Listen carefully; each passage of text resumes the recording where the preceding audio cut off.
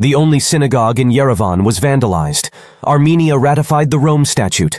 Azerbaijan detained the ex-president of the illegal separatist regime in Karabakh. Why did Azerbaijan refuse to attend the meeting in Granada, and why is anti-Semitism flourishing in Armenia? AZfront gives an explanation. In the evening of October 3rd, the footage of vandalism of the only synagogue in Armenia was spread. A certain Armenian Secret Army for Liberation of Armenia youth group took responsibility for it and published a video of vandalism as well as a statement in the ASALA Young Telegram channel, which was created on the same day.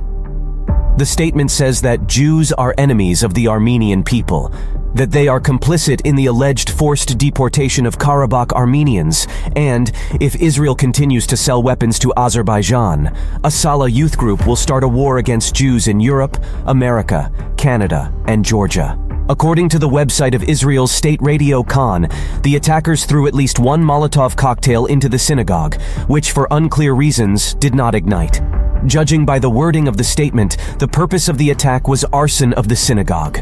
In previous videos, we talked about the fact that since August 27th, 200 rabbis from around the world have spoken out against the use of the Holocaust theme by Armenian propaganda in order to demonize Azerbaijan.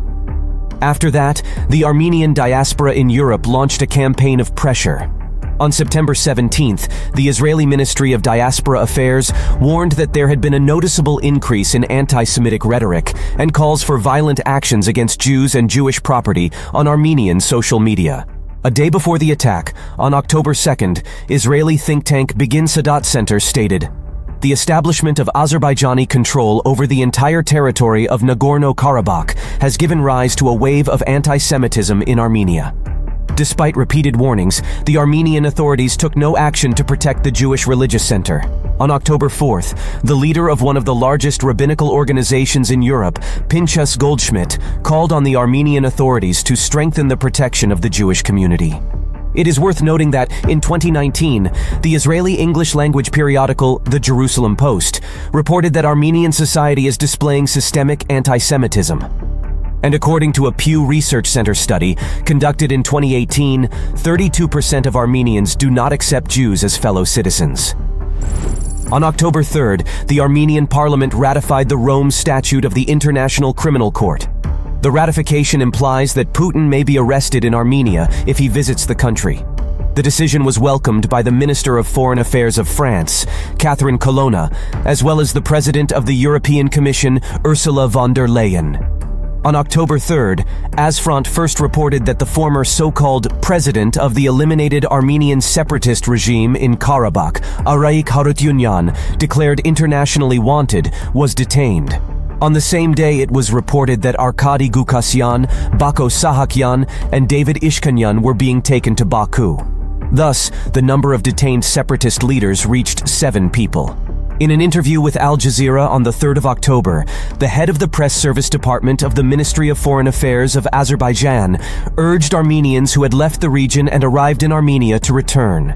And we are ready to embrace them, and we promise them the better livelihood than they were when they were the part of the military junta established in the territories of Azerbaijan. The Armenian periodical Aravat, on the 3rd of October, published an article stating that an ethnic Armenian, Sarkis Galstyan, was appointed as Azerbaijan's representative in Karabakh. French Foreign Minister Catherine Colonna said that Paris is ready to arm Yerevan. On October 3rd, during her visit to Armenia, she said that Paris had agreed to sign an agreement that would allow providing military equipment to Armenia.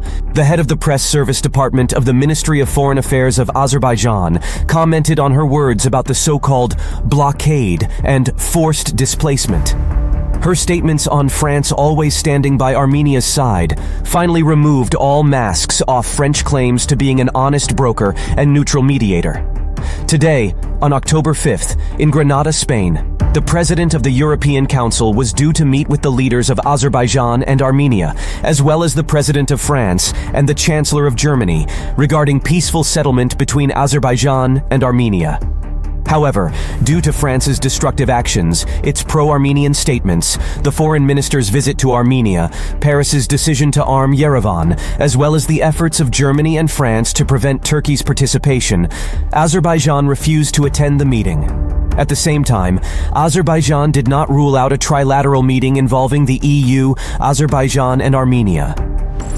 The Caucasus and Middle East is closer to Europe and US than it seems at first glance. Subscribe and click on the bell in order to be informed of the main events. See you soon.